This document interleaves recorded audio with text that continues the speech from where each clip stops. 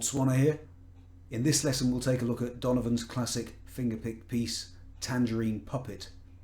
Now I maintain that anyone can play this. It's pretty fancy sounding, but it's really just doing the basics well, and if you learn this and get it polished, you'll sound like a good guitar player. Okay, let's begin by zooming in on the 4-note section I've highlighted in yellow on the sheet.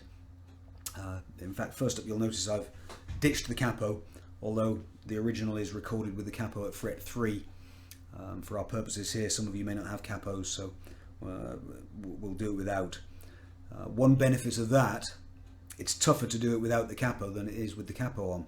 With the capo on, the stretch is less and the strings generally get pressed a little lower to the fretboard, so this is a good example of exaggerated practice, something I often recommend. So the guts of the whole piece really is this haunting A minor add 9 chord, played with fret 7 of the D string, 3rd finger, and fret 5 of the G string, 1st finger. And the magic comes from what the right hand does, which is a simple folk pick I call the outside inside. We put the thumb on string 5, middle finger on string 2, pluck those together. I call that the outside, you'll see why in a second. Then we put thumb on string 4, index finger on string 3. Now that's what I call the inside. Alternate them, you'll see why. Outside, inside, thumb and middle, thumb and index. Outside, inside, outside, inside. Try tapping your foot while you do that. Outside, inside. And to get the magic, we split them. Notice how the thumb goes down with the foot, the middle finger comes up with the foot. Likewise thumb and index.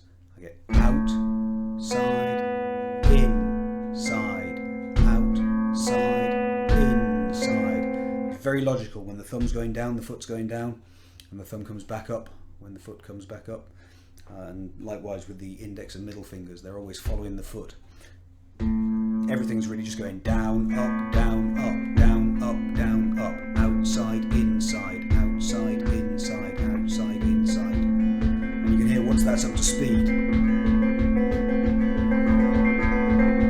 there's all sorts of notes hanging over each other and it gives it a fairly magical effect. Jumping to the first half of this line, similar notes, and we haven't changed the chord. I've still got an outside, which is plucked, the recommended classical fingering, thumb for the bass note, ring finger for anything on the top string. So my beat 1 it's really an outside again, but now I'm playing them both on the down foot, plucking. So thumb and ring together. 1 and then my 2 and is the same as we had for beat 4 actually in the previous section, a thumb and index. 2 and, putting them together, 1 and 2 and 1 and 2 and 1 and 2 and 1 and 2 and, could still call it outside, inside, but of course the first note now rings through a full beat. So with the 2 halves of the line prepared, we're now ready to bolt them together to make the full first line. The challenge then is to be able to play that dead in time perfectly with a metronome or backing track. To the top right of your screen you can see the fantastic free download Chord Pulse Lite, which you can find with a quick Google. It's available for Windows PCs, not for Macs, not for phones, tablets or anything like that, just a Windows PC I'm afraid. But if you've got one of those, it's just a fantastic practice partner. The challenge then is to be able to play our first line dead in time with the metronome or Chord Pulse backing track. We'll probably want to start off pretty slow, say about 40 beats per minute, maybe even slower. Let's see what that sounds like. 2 and 3 and 4 and 1 and 2 and 3 and 4 and 1 and 2 and 3 and 4 and... So definitely slow to start. If you're having problems keeping that in time with the backing track at the slow speed, and it can be hard work at slow speeds to keep in time, although I always say if it's not hard work, why does it make you better? But if you have any problems with that, and this goes for anything you're learning, especially on the mental side of stuff, take it back to the notes with the foot tap and an out loud count, and slow it down to the speed that you can do that correctly at. Doesn't matter if you stop to get your bearings, work out what's about to do what. It might look something like this. You know, 1, checking the sheet, and then you know which finger. I've thumb on the foot goes down, my thumb's hitting the D string, and I'm counting 2, 2, and then the outside inside bit, 3, and 4, and. Now every time you repeat that correctly, you program yourself a little deeper, and eventually that programming sticks, and you'll be able to do it in time with the metronome. There'll be enough space in your brain then to latch on to listening to the beat while things here are starting to take care of themselves a little bit. I call it the £1 Million Challenge, and I'll put a link up there and in the box below to talk further about that. Once you're at the stage you can repeat that line dead in time with your metronome or backing track, the next job is to work that up to speed. Or a good approach I'd recommend is to work that particular line up to speed before worrying about the rest of the piece. Quite often people think, right, I'm just going to learn the whole thing, and they spend ages doing it and nothing really gets learned properly, and they just never get to be able to play that piece. A far more efficient way is to just focus on this one line for now, and get that so it's so easy you can do it without thinking about it. Then learning the rest of the piece becomes so much easier. By working this up to speed, what I mean is we're aiming for record speed and probably a bit more in practice, so that when you have to perform it, you're inside your comfort zone, where things are easy. You may have had a standing start on this, and the first big victory is to take it from can't really do it in time with the backing to can do it in time with the backing, however slow. The record speed for this one is about 200 beats per minute. That's as I've written it here, which is in 1/8 notes. The record or the original would be notated generally in 16th notes, going by twice as fast, which means the record speed would only be 100 beats per minute.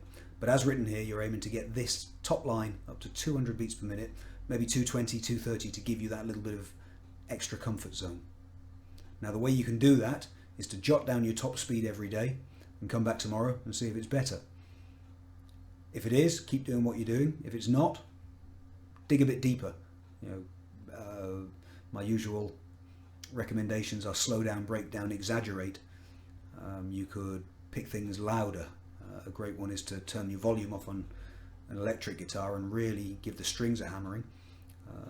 But you're also exaggerating the practice by, the foot tap and the count. It's just forcing you to really understand everything inside and out.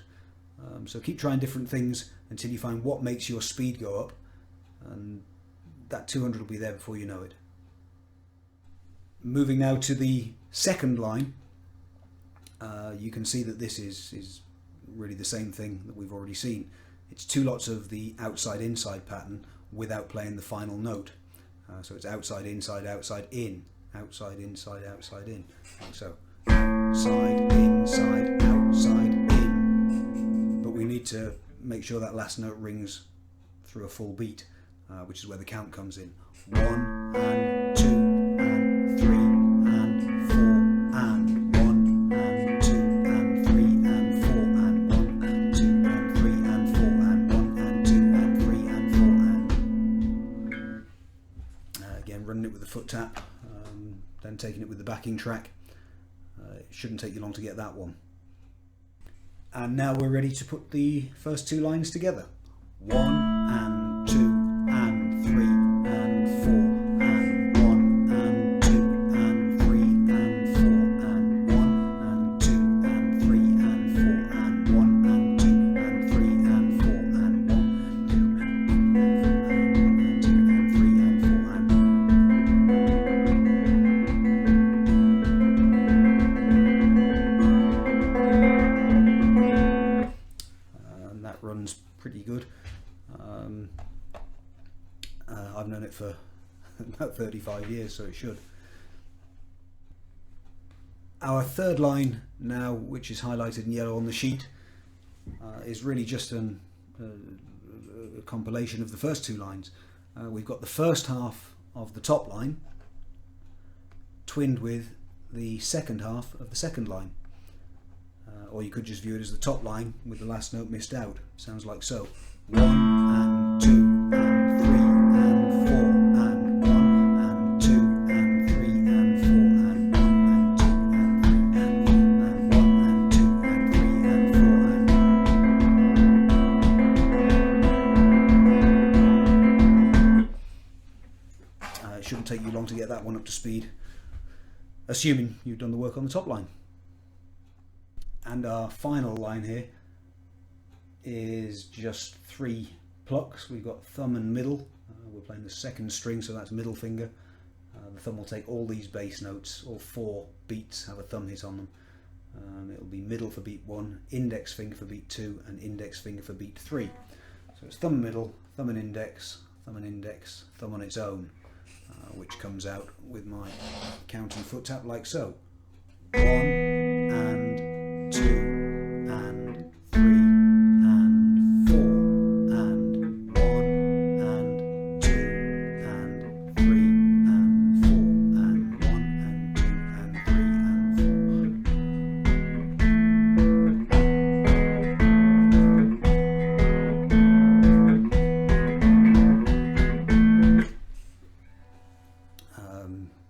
4. There's probably a little bit of digging just to get your fingers lined up, your right hand plucking fingers to hit the right strings. The bottom line is if you use different fingers, it's not the end of the world. As long as the notes are there, it's good. Next we're going to bolt together lines 3 and 4. Now there is a little bit of finesse to the changing of the chords in this section. First let me just run this. 1 and 2 and 3 and 4 and 1 and 2 and 3 and 4 and 1 and 2 and 3 and 4 and 1 and 2 and 3 and 4 and... So the finesse in the chord changes of this bottom section, lines 3 and 4, I'll demonstrate. Let me just first run that third line. So I've got 1 and 2 and 3 and 4 and... Now because the first beat is supposed to be an E chord, there's a tendency to want to get the E chord on now, but we don't need to. I can use these open strings to hide my preparation behind. So as the foot goes down on beat 1 of line 2, that's when I'm going to lift off this A minor add 9 chord. So it'll be 1, and I've lifted the A minor add 9 and I'm aiming for the E chord, which I'm not going to put on until required. And so on beat 2 is when I fire that E chord to the fretboard. And then beat 3 I'm going to change to the A minor. So 1 and 2 and 3 and 4 and... Still got the A minor in place at the end of the line. On beat 1 I lift the A minor, aiming for an E chord in the air, which I don't put on until beat 2. 1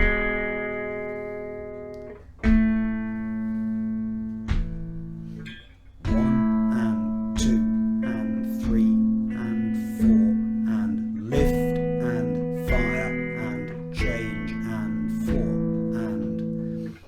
and on the change from the E to the A minor that happens between beats 2 and 3, we could actually go a little bit deeper. What I probably do at speed, whether Donovan did this or not, I'm not sure. So if I've got the beat 2, I'm picking the thumb and index finger on the E chord. So it's 2. I think what I'd do on that is mute as the foot comes up those 2 notes again, at which point I can now lift the E chord off, and then I'll fire the A minor down on the next down foot. Now we could practice going backwards and forwards between those. E, and every time I change I touch the strings with my right hand, so I can't hear the chord has been, or can't hear those fingers lifting off. So notice as I'm muting, chords off, and the chord goes on. Notice how everything moves like a robot. Down, up, down, up with the foot and the chord. The fingers are actually going up, down, if you're thinking of them coming that way as up. Probably call it pick, mute, pick, mute, pick, mute, pick, mute. Now where this might be particularly useful is that after you've played the ringing E bass notes on beat 1, 1 and 2 and 3. If I haven't muted this E string here, it's still ringing. It's not quite as polished as if I can get rid of that. 1 and 2. So here comes my mute. I can also use the back of the thumb to now kill the E string. That's now ceased to ring. The chord lifts off, and when I pick the A minor, there's no E bass note, just ringing over the A chord, just taking the edge off it a little bit. So 1 and 2, mute, everything's gone dead. And then 3 and 4, and so that's a real piece of finesse. But I think that covers all the movements that probably separate the sheep from the goats on that one. See what you make of it. So I'd say we're about ready to put all 4 lines together at this point. There's just one more bit of glue required, and that's to get us back from the end of line 4 to the start of line 1 again. We finish line 4 down in this position, and we need to get back up to position 5. We're going to hide our chord change in exactly the same way we just did. So finishing line 4, 1 and 2 and 3 and 4, and I do not need this A minor add 9 for beat 1. I can put it down on beat 2, like so, stealing beat 1 to prepare it. So 1, I've lifted and aimed that chord, and now beat 2, 2 and 3 and 4 and 1 and 2 and 3 and 4, line 3, 1 and 2 and 3 and 4, and into line 4, 1 and 2 and 3 and 4, and change and 2 and 3 and 4 and 1 and 2 and 3 and 4 and 1 and 2, 3 and 4, and change and 2 and 3 and 4, and lift and fire. And if you can get that habit, it really smooths things out an awful lot. It's incredibly useful to be able to make little loops that represent the problems that you face in learning any piece. Again, instead of learning big chunks of stuff, if you can pull out the awkward bits and present them in a way that they're bite-sized and you can really see everything that's going on inside them, it really speeds up your progress. So here, to make a representation of the issues we were just looking at with the chord changing up and down the neck, this you'll find applies to so many things that you come across. I would suggest that if you take the first half of line 1 and the first half of line 4 and alternate those, you get a fantastic primer on what we were just looking at. I'll lay that out and we'll have a closer look. Right, a quick bit of jiggery pokery, and there is our representative loop. If I just run this through, so beat 1, I'm assuming I've finished on the E chord, so I'll lift that off and aim for the A minor add 9, aim fingers 1 and 3 for where they need to be on beat 1, so it's 1, they're nicely aimed now, and I get a breather. On beat 2 I'm going to fire fingers 1 and 3 to the fretboard, then I can play these 2 notes, 2 and now I'm going to go back to the E. So as I pick the open strings on beat 3, I lift off 1 and 3 and aim for an E chord. So that's beat 3, and on beat 4 I fire the E chord. 4, and running it a bit faster. 1 and 2 and 3 and 4 and 1 and 2 and 3 and 4